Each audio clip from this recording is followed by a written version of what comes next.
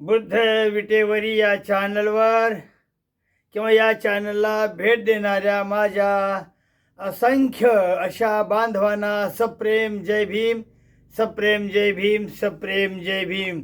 बंधूंनो, 27 जुलै 1978 साली जो विधिमंडळामध्ये ठराव संमत झाला होता त्याची अंमलबजावणी झाली 14 जानेवारी 1984 साली. म्हणजे तब्बल 17 वर्ष मराठवाडा विद्यापीठाचं नामांतराची कार्यवाही होण्यासाठी जो दिरंगाई लागली, जो वेळ लागला, जो काळ घेऊ लागला, त्याची कारणं काय? किंवा या कालावधीमध्ये मराठवाड्याच्या 7ही जिल्ह्यात जे अन्याय अत्याचार झाले, जे शहीद झाले, जे आपल्या घरदाराला मुकले, त्याचाही पाढा वाचणे आज आवश्यक आहे. केवळ नामांतर झालं म्हणजे फार आनंदाचं झालं असं नव्हे, तर त्याच्या पाठीमागे ज्यांची काय भूमिका त्यागाची होती, प्राण आहुतीची देखील होती, त्यामध्ये शहीद झालेले प्रामुख्यानं पोचीराम कांबळे, जनार्दन मेवाडे, प्रतिभा तावडे, चंदर कांबळे, सुहासिनी बनसोडे, गौतम वाघमारे, गोविंद भुरेवाड साहेब, नारायण गायकवाड, रोशन बोरकर, अविनाश टोमरे, दिलीप रामटेके, शरद पाटोळे आणि खेड्यापाड्यामध्ये असंख्य असणारा आपला जो समाज, आंबेडकरी समाज, जो हालअपेष्टा सहन केल्या, मार खाल्ले, या तमाम शहीदांना आणि त्या कार्यकर्त्यांना माझा जय भीम, जय भीम, जय भीम. या शहीदांना प्रथम मानवंदना देऊन त्यांच्या प्रती श्रद्धांजली अर्पण करून आजच्या व्हिडिओला मी सुरुवात करीत आहे. बंधूंनो, हा व्हिडिओ एक महत्त्वपूर्ण व्हिडिओ आहे. या व्हिडिओतून तुम्हाला नामांतराचा ठिणगी कशी पडली गेली, प्रथम नामांतराची मागणी कोणी केली, कुठल्या मुख्यमंत्र्यानं त्याला अक्षता दाखवल्या, शेवटी शरद पवार साहेबांनी हा ठराव विधानसभे किंवा विधिमंडळामध्ये कशा पद्धतीने पारित केला गेला, मुद्दा लक्षात गेला तुमच्या लक्षात, पारित केला गेला. ज्या लोकांनी ठराव संमत केला किंवा मंजुरी दिली त्याच आमदारांनी त्याच रात्रीमध्ये आपल्या मतदारसंघामध्ये कशा पद्धतीने विरोधी भूमिका घेऊन लोकांना संघर्ष करण्यासाठी किंवा विरोध करण्यासाठी कशा पद्धतीनं एक फूस दिली, याच्यावरही मी बोलणारच आहे. तदनंतर या लढ्याला, शांततेनं चाललेल्या या लढ्याला किंवा व्यवस्थितपणे निर्माण झालेल्या या लढ्याला दलित पॅंथरच्या कुठल्या नेत्यांची चूक झाली जेणेकरून मराठवाडा 17 वर्ष जळत राहिलेला आहे, हे याचाही आपण विचार करणार आहोत आजच्या व्हिडिओमध्ये वेळ मिळाला तर. तद्वतच हे नामांतर झालं 14 जानेवारी 1984 साली. नामांतर झालं का नामविस्तार झाला? नामविस्तारच्या पाठीमागे कोणाची काय भूमिका होती? नामांतर व्हायच्याऐवजी म्हणजे कसे काय की डॉक्टर बाबासाहेब आंबेडकर विद्यापीठ औरंगाबाद असं नामांतर होण्याच्या आधी डॉक्टर बाबासाहेब आंबेडकर मराठवाडा जो अंडरलाईन मराठवाडा विद्यापीठ औरंगाबाद हे नामविस्तार झाला. नामांतर झालं का नामविस्तार झाला याची चर्चा आपण या ठिकाणी करणार आहोत वेळ मिळाला तर. तद्वतच या नामांतराच्या संघर्षामध्ये ज्या राजकीय पुढाऱ्यांनी किंवा जे मदतपर नेते होते, उदाहरणार्थ गोविंदभाई सराफ, अनंत भालेराव, ज्यांनी आपलं मराठवाडा हे एक दैनिक चालवलेलं आहे सकाळसारखं. तद्वतच वेगवेगळे म्हणलं तर आणखी एक मोठे नेते की ज्याच्या नेत्यांच्या बोलण्याचा विपर्यास केला गेला असे बाळासाहेब ठाकरे म्हणाले, काय म्हणाले, अरे ज्याच्या घरात नाही पीठ त्यांना कशाला हवंय विद्यापीठ. म्हणजे या विधानाचा कशा पद्धतीने गलत अर्थ घेतला गेला आणि मग आमच्या खेड्यापाड्यातील आमच्या या आंबेडकरी वस्तीवर कशा पद्धतीनं जोर जुलूम केलं आणि ते सहन केलं. ते मीही सहन केलं. मी त्याचा फार प्रमुख असा साक्षीदार आहे या लढ्यामध्ये सहभागी घेतलेला. आणि म्हणून बाबांनो, आजचा दिवस जो 14 जानेवारी 1984 हा दिवस होता, तो संमिश्र भावनेतून कशा निर्माण झालेला आहे. आदरणीय अरुण कांबळे यांच्या बोलण्याचा विपर्यास झाल्यामुळं कशा पद्धतीनं खेड्यापाड्यामध्ये आग सुलगली गेली. दलित प्रांताचे अनेक नेते जे होते, प्राध्यापक जोगेंद्र कवाडे साहेब असतील, आमचे नामदेवराव ढसाळ असतील, राजा ढाले असतील, रामदास आठवले असतील, यांच्या कशा पद्धतीने भूमिका होत्या याच्यावरही आपण आज बोलणार आहोत, वेळ मिळाला तर. असो तर बुद्ध विटेवरी या चॅनलवर आपणा सर्वांचं सहर्ष स्वागत करतो. बंधूंनो, बुद्ध विटेवरी या चॅनलला आपण सबस्क्राईब करा, कारण सबस्क्रायबर माझे कमी झालेले आहेत याचं मला अत्यंत वाईट वाटतं. माझं 38,525 सबस्क्रायबर असताना त्याच्यातूनही माझे 10-15 सबस्क्रायबरच्या वर एक कमी होत चाललेलं आहे. या कारणांचा शोधही घेणं माझं अत्यंत महत्त्वाचंही काम आहे. कारण व्हिडिओ निर्माण करत असताना प्रामुख्यानं आपण कुठं चुकतोय, आपले शब्द उच्चार व्यवस्थित येत नाही, हे तर माझ्या आजारपणाचं लक्षण झालेलं आहे. पहिल्यासारखं माझी क्रांतिकारी भाषा येईना झालेली आहे. तर आपणही मला या सर्व गोष्टींचा संबंधिताचा माफ करून क्षमा करून आपण माझे सबस्क्राईब वाढवायला मदत करावी, जेणेकरून माझे सबस्क्रायबर वाढवले जातील. वास्तविक पाहता मी आता 40,000चा टप्पा ओढलायला पाहिजे होता, पण माझ्या विविध अडचणीमुळं, आजारपणामुळं आणि शारीरिक क्षमता नसल्यामुळं मला माझ्या व्ह्यूजवर किंवा माझ्या सबस्क्रायबरवर परिणाम झालाय. याची अनुभूती मला माझे अनेक, आमचे कमलाताई असतील, आमचे माकणीकर असतील, जाधव दादा यांनी मला वारंवार करून दिलेले आहे. की मला म्हणतात, महाराज तुमचं अशा ठिकाणी जरा सबस्क्रायबर, हा विषय आम्ही बाजूला ठेवतो, मराठवाडा विद्यापीठाकडे येतो. प्रथम हा मराठवाडा जर पाहिला इतिहास सांगतोय तुम्हाला, आणि जोपर्यंत हे चालतोय, मोबाईल चालतोय, तोपर्यंत बोलतो. मराठवाडा हा एकेकाळी निजामाच्या अंडरमध्ये होता. म्हणजे मराठवाड्यात राज्य कुणाचं होतं? निजामाचं होतं, निजाम सरकारचं होतं. आणि निजाम सरकारच्या हैदराबाद या शहरामध्ये फक्त एकच युनिव्हर्सिटी होती, तिचं नाव होतं उस्मानिया युनिव्हर्सिटी हैदराबाद. मराठवाडा हा एक निजामशाही खाली होता, म्हणून मराठवाड्यावर इंग्रजाचं राज्य कधीच नव्हतं. आश्चर्य वाटेल ना. इंग्रजाचं राज्य, इंग्रजाची जो काही नियम होता, काय कानून होते, ते मराठवाड्यात चालत नव्हते. आणि या मराठवाड्यामध्ये पहिले 5 जिल्हे होते. 5 जिल्हे, लातूर जालना नंतर झालेला आहे. पण प्रामुख्याने जर नाव घेण्यासारखे जर जिल्हे म्हणाल तुम्ही, तर औरंगाबाद, बीड, उस्मानाबाद, परभणी हे जळलेले आणि जास्तीत जास्त जिल्हे होते. 5 जिल्हे. मला सांगायचं असं, ज्यावेळी जिल्ह्याची वाटणी झाली त्याला आता 7-8 जिल्हे झाले असतील, तो गोष्ट वेगळी आहे.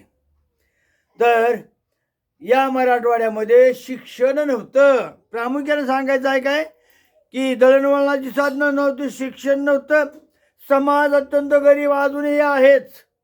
जशी पश्चिम महाराष्ट्राचा आंबेडकरी समाज सुधारलेला आहे, जसा विदर्भातील आंबेडकरी समाज सुधारलेला आहे, तसा मराठवाड्यातील आंबेडकरी समाज हा मागासलेलाच आहे, सुधारलेला नाही. कारण काय, तर त्यांची आर्थिक परिस्थिती, खेडेगावामध्ये मी स्वतः राहिले, स्वतः भोगलोय, त्या ठिकाणी काय परिस्थिती असते ते, आमच्या लोकांची काय परिस्थिती असते ते स्वतः मी भोगलेलं आहे, ते पाहिलेलं आहे, डोळ्याने पाहिलेलं आहे आंदोलनाच्या दृष्टिकोनातून.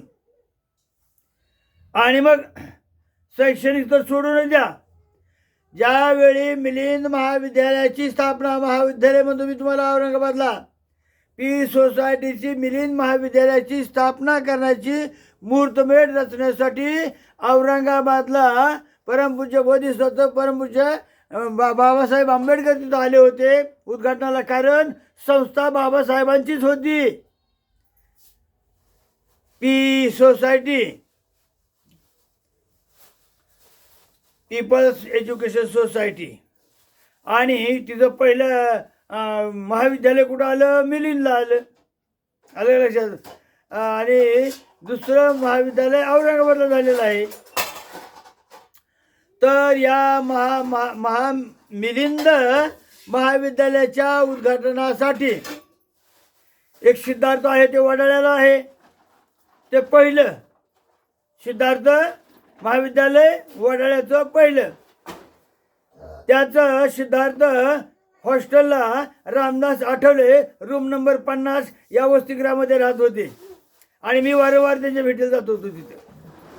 दुसरं महाविद्यालय मिलिंदला बाबासाहेब तिथं आले, त्यांनी बोलून दाखवलं की या ठिकाणी हे जे महाविद्यालय होते वास्तविक पाहता या ठिकाणी आता विद्यापीठ होण्याची गरज आहे. त्यावेळी विद्यापीठ नव्हतं. तुम्हाला तर आधी सांगितलं मी, विद्यापीठ कुठं होतं, विद्यापीठ होतं उस्मानिया युनिव्हर्सिटी हैदराबादला होतं. आणि मग त्या काळचे जे मातब्बर नेते होते, भेटायला गेले होते बाबासाहेबांना, त्याच्यामध्ये गोविंदभाई सराफ हे आघाडीचे नेते होते, अनंत भालेराव हेही आघाडीचे नेते होते म्हटलं तरी हो. आणि मग या लोकांनी सर्वांनी दुजोरा दिला की बाबासाहेब या ठिकाणी महाविद्यालय विद्यापीठ व्हावं, युनिव्हर्सिटी व्हावी. हे बोलणं झालं. तिथं मिलिंद महाविद्यालयाची स्थापना झाली. जे फाकले गेले, जिकडे तिकडे निघून गेले. कालांतरानं या मागणीला जोर धरला.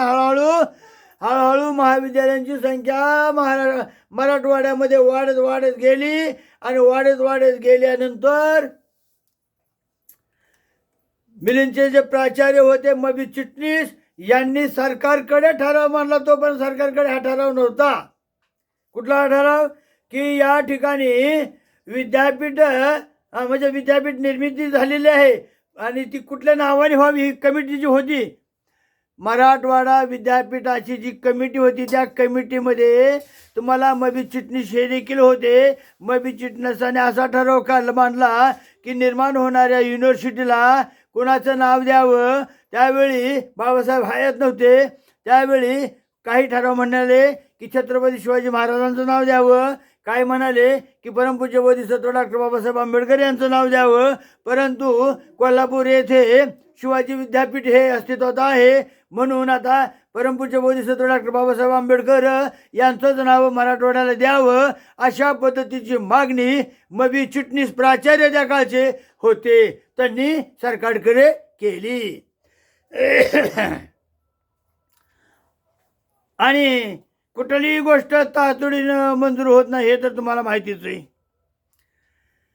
मग पुढं काय झालं, सरकारकडे मागणी केली. सरकारकडे मग अनेक मुख्यमंत्री आले. पहिले आले वसंतदादा पाटील, तदनंतर आले वसंतराव नाईक, तदनंतर आले शरद पवार साहेब, मध्यंतर दुसरे मुख्यमंत्री झाले असतील. परंतु या 3 मुख्यमंत्र्यांनी शब्दशः अक्षरशः शब्द दिलेला होता त्या समितीला. कुठल्या, मराठवाडा विद्यापीठ नामांतराचा ठराव जो मांडला गेला होता आणि ही मागणी पुढे चाल करीत तोपर्यंत मराठवाडा विद्यापीठ नामकरण हे झालेलं होतं. मराठवाडा विद्यापीठ. कारण काय, अनेक लोकांनी त्यावेळी एक जरी दाटून विरोध केला नसला तरी सांगितलं होतं की मराठवाडा हा जो भाग आहे तो निजामशाहीच्या गुलामगिरीत होता आणि मराठवाडा या नावाला देखील तेवढंच प्रस्थ आहे. त्याच्या पाठीमागं करोडो लोकांच्या भावना आहेत. मराठवाडा हा शब्द जो आहे याच्या पाठीमागं अनेक लोकांची भावना आहे. कारण या भागाला मोगलाईनं किंवा ज्याला आपण निजामशाहीनं गुलामगिरीत झालेले आहे, म्हणून मराठवाडा शब्द हटवू नये. आलं का लक्षात? म्हणजे दोन नावाचा उगम कसा कसा झालाय तुम्हाला सांगितलेलं आहे. डॉक्टर बाबासाहेब आंबेडकर विद्यापीठ औरंगाबाद असावं की मराठवाडा विद्यापीठ असावं, हा जो वाद पेटला होता तो वसंतदादा पाटलाच्या मुख्यमंत्री काळापासून धिनगत आलेला होता. अनेक वेळा मागण्यात आली. त्यावेळी बीड जिल्ह्यामध्ये दलित संघटना ही एक काम करत होती. थोडक्यात सांगतो तुम्हाला, दलित संघटना ही जी काम करत होती ती दलित संघटना पानवटे मुक्त करणे. लक्षात आलं का? त्यावेळी इकडे दलित प्रांत आलेली नव्हती. आली पण कशी आली तेही सांगतो तुम्हाला. तर त्या बीडच्या कार्यक्षेत्रापुढे दलित संघटना नावाचे जे काम होते करत होते त्यामध्ये विविध मागण्या होत्या. त्याच्यामध्ये प्रामुख्याने मातंग समाजाचा फार मोठा भरणा होता. मातंग समाजानं त्याच्यामध्ये हिरिरीने भाग घेतला होता. आणि मग मातंग समाजाने भाग घेतल्यानंतर इतरही जातीचे लोक जे ओबीसी म्हणतो आपण किंवा ज्याला एसटी एससी मायनॉरिटी काय असेल ते असे सुद्धा तरुण याच्यामध्ये भाग झाले होते, सहभागी झालेले होते. कारण त्यावेळी जमीन सरकारकडून गायरान जमिनी मिळत होत्या, विहिरी मिळत होत्या आणि विविध सरकारी लाभ घेण्यासाठी या सगळ्या जातीचे लोक या दलित संघटनेमध्ये काम करीत होते. हेही सांगतो तुम्हाला. कालांतरानं ज्यावेळी शरद पवार राज्यावर आले, मुख्यमंत्री झाले, त्यावेळी या मागणीने मात्र जोर धरला आणि विधिमंडळामध्ये 27 जुलै 1978 हा कायदा पारित केला गेला शरद पवार साहेबांच्या अंडरमध्ये. आणि मग घोषणा झाली. त्यावेळी काय रेडिओवर घोषणा येत होत्या. आजच्यासारखी काय तुमची कसली मोबाईल नेटवर्क शेटवर्क का असतं ते हे काही नव्हतं. दळणवळणाची साधनं नव्हतीच, फक्त रेडिओवर. आणि खेड्यापाड्यात तर कुठं एका गावात 2 रेडिओ. आमच्या एवढ्या मोठ्या गावामध्ये फक्त एकच रेडिओ होता, तो एक ग्रामपंचायतीला चिटकवलेला. आणि घोषणा झाली, शरद पवारांनी मान्यता दिली की मराठवाडा विद्यापीठाला परमपूज्य बोधिसत्व डॉक्टर बाबासाहेब आंबेडकर यांचं नाव देण्यात यावं. नावाची साखळी निर्माण झालेली नव्हती. शब्द ऐका पुन्हा, परमपूज्य बोधिसत्व मराठवाडा विद्यापीठाला डॉक्टर बाबासाहेब आंबेडकर यांचं नाव देण्यात यावं. या स्थितीमध्ये पुन्हा लवकरच पॅन्थरचाही उदय झाला. म्हणजे पॅन्थर पण हळूहळू येऊ लागली. तसं जर पाहिलं तर ही प्रामुख्याने भूमिका जी मांडली होती ती बीडच्या दलित संघटनेनं मांडली होती. त्याच्यामध्ये अनेक जातीचे लोक देखील होती. परंतु दलित पॅन्थर ज्यावेळी निर्माण झाली आणि मग दलित पॅन्थरच्या तरुणांनी असा एक प्रचार केला की ही मागणी केवळ आणि केवळ आंबेडकरी समाजाचीच आहे, त्यामुळे इतर लोकांनी येण्याचं काय काम आहे आमच्यामध्ये. म्हणजे मातंग असू द्या, चर्मकार असू द्या किंवा 18 पगड जातीचे असू द्यात, ही फार मोठी चूक दलित पॅन्थरला पडलेली आहे, लक्षात घ्या तुम्ही. आणि मग 1978 साली तर ज्यावेळी विधिमंडळामध्ये ज्या आमदारांनी दुजोरा दिला होता, होकार दिला होता, त्या एका रात्रीचा 12 तासाचा फरक आहे. हा 12 तासात काय काय फरक झाला ते तुम्हाला सांगतो.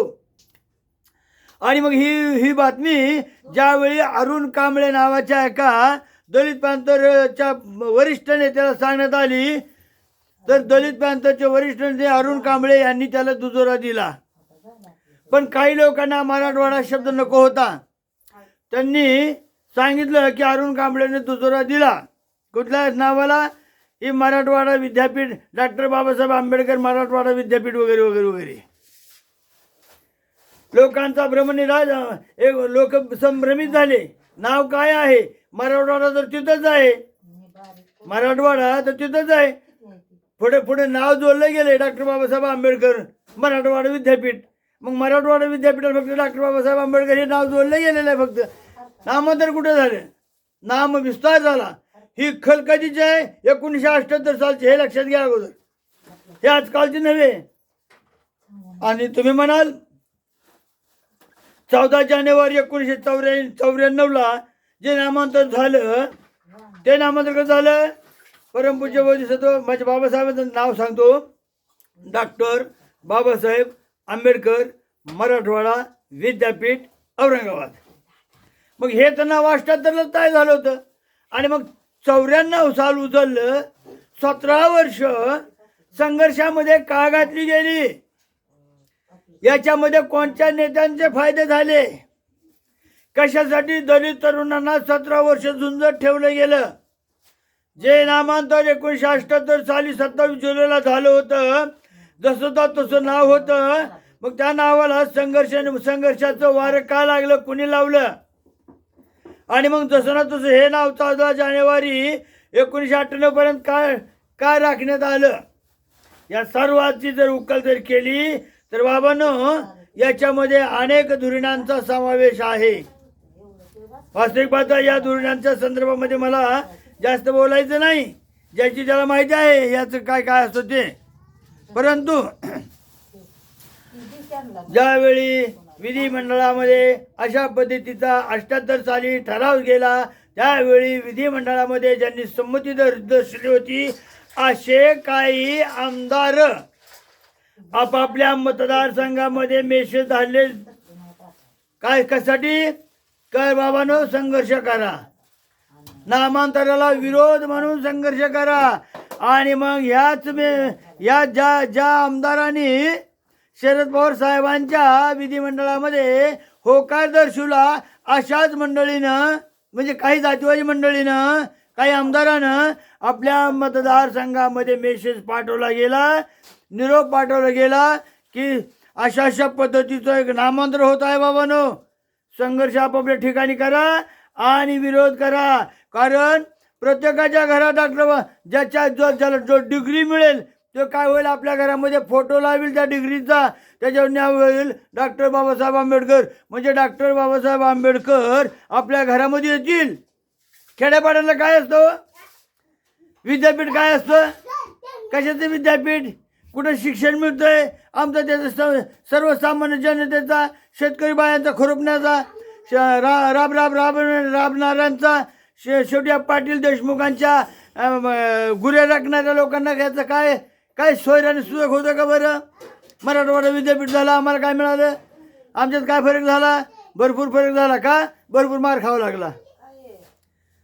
हो, भरपूर मार खावा लागला. कारण काय? भूमिका तशी मांडली होती. अरे आता काय महाराज झालं का सगळे जण? काय आता महार व्हायला वेळ लागणार नाही. इतक्या दिवस मराठवाडा मोगलाईमध्ये होता, त्या निजामशाहीमध्ये होता, आता सगळे महार होणार.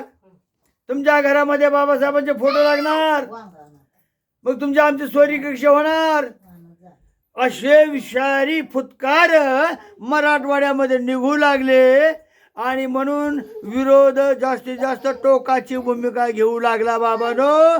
आणि ज्या खेड्यामध्ये साधी एसटी देखील जात नव्हती, अशा ठिकाणच्या एका आपल्या आंबेडकरी समाजाच्या वस्तीमध्ये इतकं भीतीचं वातावरण होतं की मी स्वतः अशा वस्तीमध्ये राहत होतो. आणि मग काय भीती असते, कशा पद्धतीने अत्याचार मी माझ्यावर अत्याचार काय झालं मी सांगतच नाही हो. कशा पद्धतीने अत्याचार झाले.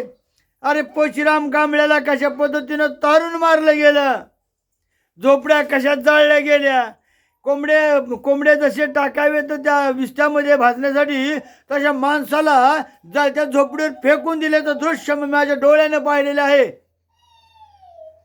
फार विदारक आणि विपर्य परिस्थिती होती. केवळ एसी बंगल्यामध्ये बसून याचं वर्णन करून कपोलकल्पित गप्पा गोष्टी करणार हा व्हिडिओ नाही बाबानो. हा सत्य घटनेवर आधारित असा व्हिडिओ आहे. आणि या नामांतराच्या दंगलीमध्ये जास्तीत जास्त आग ओतणारे कोण होते? गोविंदभाई सराफ, पुन्हा ते मराठवाडा दैनिक चालवणारे अनंत भालेराव, बरीच मंडळी होती, पण प्रामुख्याने ही दोन मंडळी होती.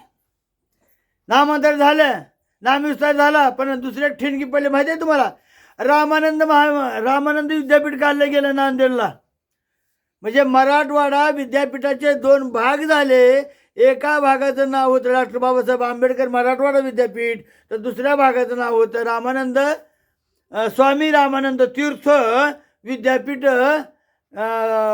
नांदेड. अशा पद्धतीने ह्याची वाटणी झाली. म्हणजे समाधान झालो का आम्ही झालो नाही.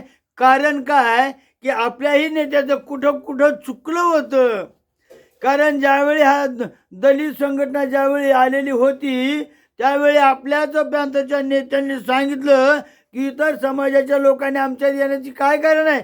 म्हणजे जोपर्यंत तुम्हाला इतर तरुणांची साथ मिळत होती समाजातील, त्या तरुणांची माती भडकली गेली. अरे आम्ही तर पहिल्यापासूनच आंबेडकरी समाजाला साथ देत आलेलो आहे आणि आता आमची गरज स्वरून वैद्य मरो अशी अवस्था करून आम्हाला जर हे पॅन्थरचे लोक जर आम्हाला बाजूला सारत असतील तर आम्ही विरोध का करू नये. म्हणजे नामांतराकडच्या बाजूने जी मंडळी होती, तरुण मंडळी, ओबीसी मंडळी, आंबेडकरी समाज सोडून ते सगळेच्या सगळे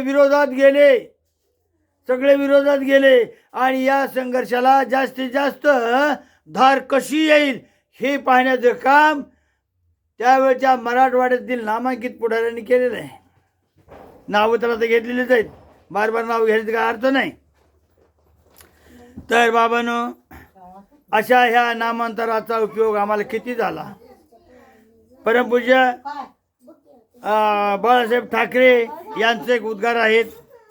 बाळासाहेब ठाकरेंना ज्यावेळी गवई भेटायला गेले होते आणि गवईने विचारलं होतं की बाबांनो, बाळासाहेबांनी विचारलं, साहेब नामांतराचं कसं करायचं. त्यावेळी बाळासाहेब ठाकरेंनी सांगितलं होतं ग्रासू गवईंना, काय सांगितलं होतं, नामांतर करताय असू द्या, चांगली गोष्ट आहे, पण अगोदर मराठवाडा भागातील दलितांची स्थिती कशी आहे. अरे त्या दलितांच्या घरामध्ये चुली पेटत नाहीत मराठवाड्यामध्ये, त्या दलितांची स्थिती तुम्ही अगोदर सुधारा ना. रासू गवईला बोलले होते कोण, बाळासाहेब ठाकरे. त्यांची प्रगती करा. त्यांच्या घरात पीठ नाही. अरे ज्याच्या घरात नसेल पीठ त्यांना कशाला पाहिजे विद्यापीठ. हे ठाकरेंचं साहेबांचं बोलणं, हे बाळासाहेबांचं बोलण्याचा विपर्यास केला गेला आणि जास्तीत जास्त शिवसैनिक आणि भीमसैनिक याच्यामध्ये दंगा विकोपाला गेला. त्याच्यामध्ये काही मंडळींना आपापला स्वार्थ देखील साधायचा होता. मग कोणी कोण्या संघटनेतून, कोणी भागातून येऊ, कोणी कसा येऊ, पण 17 वर्ष हा प्रश्न जो झुलवत ठेवला गेला. 78 सालचं नामांतरण तसं 94 पर्यंत ठेवलं गेलं. याच्या पाठीमागं काय भूमिका होती. एकच होती, याच्यामध्ये एक पिढी गारद करायची आंबेडकरांची. कारण 17 वर्ष कालावधी साधा नव्हता बाबांनो. 17 वर्षाच्या कालावधीमध्ये संपूर्ण आंबेडकरी तरुण आपल्याला झोकून संघटनेमध्ये गेलेला होता. जेणेकरून जो अनेक मार खाल्ला त्यांनी, अनेक ठिकाणी तुरुंगवास भोगला त्यांनी, अत्याचार झाले, लोकांची मनद्विधा झाली, गावामध्ये एकमेकावर विश्वास राहिला नव्हता. 17 वर्षाचा काळ भयंकर वाईट होता रे बाबांनो, भयंकर वाईट होता. कोणाला वाटेल की कसं तरी हे प्रश्न, पण ज्या प्रश्नांची गरजच किंवा ज्या प्रश्नाचा संबंध विषय काही लागू नव्हता अशा शेतकरी मजुरांच्या मजुरीवर परिणाम झाला. जेणेकरून उपासमारीचं प्रमाण देखील वाढलेलं होतं. मराठवाड्यामध्ये कुठलाही मराठा देशमुख समाज आंबेडकरी समाजाच्या मजुरांना काबावर ठेवत नव्हता. म्हणजे कितीतरी अडचणी निर्माण झाल्या होत्या. विद्यापीठाचं नाव देण्यासाठी जो संघर्ष निर्माण झाला होता, त्या संघर्षातून हालपेष्टातून मराठवाड्यातील आंबेडकरी समाज, आंबेडकरी वस्ती पूर्ण जळत होती. आणि म्हणून कसं का असं ना, आता फार समाधानकारक म्हणतच नाही मी याला. कारण मराठवाडा विद्यापीठाला नाव मिळण्यासाठी मी जे नाव मगाशी घेतली होती, राजा ढाले म्हणा, अरुण कांबळे म्हणा, रामदास आठवले म्हणा, जोगेंद्र कवाडे सर म्हणा, त्यांची लॉंग मार्चची पदयात्रा तर आपल्याला माहितीच आहे. आणि मग या सगळ्या भूमिकेतून काय निघालं, जे 1978 साली जे नाव होतं तेच पुन्हा कायम केलं 1994 पर्यंत. बाळासाहेबांनी हे नाव सुचवलेलं होतं रासू गवईंकडे की त्याला असं करा, डॉक्टर बाबासाहेब आंबेडकर मराठवाडा विद्यापीठ असं नाव देऊन टाका, म्हणजे दोन्ही समाज शांत होतील. मग एवढंच करायचं होतं तर 17 वर्ष आंबेडकर समाजाच्या तरुणांना त्यांची शक्ती कुठं गायब केली, का घालवली? प्रस्थापित लोकांनी हा विचार करणं गरजेचं आहे बाबांनो. ते काही जरी असलं तरी आपल्याला मराठवाडा विद्यापीठाला डॉक्टर बाबासाहेब आंबेडकरांचं 14 जानेवारी 1984 साली शिक्कामोर्तब झालं. तेव्हापासून पाठी बदलली गेली आणि दरवर्षी त्या ठिकाणी औरंगाबाद आणि परिसरामधील, आता काय मंडळी म्हणतील औरंगाबाद म्हणतोय, पण आता त्याला मी छत्रपती संभाजीनगर म्हणतो, कारण जे बोलण्यात बोलत होतो तो औरंगाबादचे नाव तो काळ वेगळा होता. आजच्या परिस्थितीत मी औरंगाबादला छत्रपती संभाजीनगर उल्लेख केलो आहे आणि या छत्रपती संभाजीनगरमधील आणि पंचक्रोशीतील लोक दरवर्षी 14 जानेवारीपासून 14 जानेवारी 1894 पासून 14 जानेवारी 94 पासून त्या विद्यापीठाच्या दारावर परमपूज्य बोधिसत्व डॉक्टर बाबासाहेब आंबेडकर यांना आदरांजली व्हायला जात असतो. जसं 6 डिसेंबर 14 किंवा दसरा, आपण दसरा 14 ऑक्टोबर म्हणजे दसरा, 6 डिसेंबर, 14 एप्रिल, तसंच 20 मार्च म्हणजे महाराष्ट्र सत्याग्रह, अशा विविध भागाचं जसं सणाचं स्वरूप प्राप्त झालं तसंच छत्रपती संभाजीनगर या शहरामध्ये आणि पंचक्रोशीतील किंवा आतापर्यंत आपल्यापर्यंत देखील याचं लोन आलेलं आहे. काय की 14 जानेवारी आली की परमपूज्य डॉक्टर बाबासाहेब आंबेडकर यांना पुष्पहार घेऊन विद्यापीठाच्या पायरीवर, विद्यापीठाच्या दारामध्ये, विद्यापीठाच्या गेटला हार तुरे केले जातात. हाही आता आपलं सण होऊन झालेला आहे. जसं 1 जानेवारी भीमा कोरेगाव गाजलं तसं आता 14 जानेवारी छत्रपती संभाजीनगरचं विद्यापीठाचं गेट गाजत आहे. या ठिकाणी बरंचसं बोललेलं आहे आणि आमचंही तुम्ही येडेबागड्याचं ऐकून घेतलं, त्याबद्दल सर्वांना जय भीम. बंधूंनो, या चॅनलला आपण सबस्क्राईब करा, कमेंट करा, लाईक करा आणि सगळ्यात महत्त्वाची गोष्ट म्हणजे या बुद्धविटेवर या चॅनलला आपण आर्थिक सहाय्य देखील करा. पेमेंट करण्याचं किंवा ज्याला आपण फोनपे म्हणतो, फोनपे करा. फोनपे करण्याचा नंबर आहे 82 65 07 51 51, 82 65 07 51 51. आणि मग या विद्यापीठाच्या नावावर अनेक गाणी देखील निघाली आपल्या खेड्यापाड्यामध्ये. अनेक ज्यावेळी आम्ही भीम जयंतीच्या प्रत्येक ठिकाणी जात असू जयंतीला, आणि ते त्या गाण्यामध्ये कवीने आपापली गाणी रचली. आली गोळी छातीवर घेईन मी, आली गोळी छातीवर घेईन मी, नाव विद्यापीठाला बाबासाहेबाचं देईन मी, नाव भीमाचं विद्यापीठाला देईन मी, नाव भीमाचं विद्यापीठाला देईन मी. आली गोळी छातीवर घेईन मी, आली गोळी छातीवर घेईन मी, आणि माझ्या बाबांचं नाव विद्यापीठाला देईन मी, भीमरायाचं नाव विद्यापीठाला देईन मी, परमपूज्य बोधिसत्व डॉक्टर बाबासाहेब आंबेडकरांचं नाव विद्यापीठाला देईन मी. जय भीम, जय भीम, जय भीम.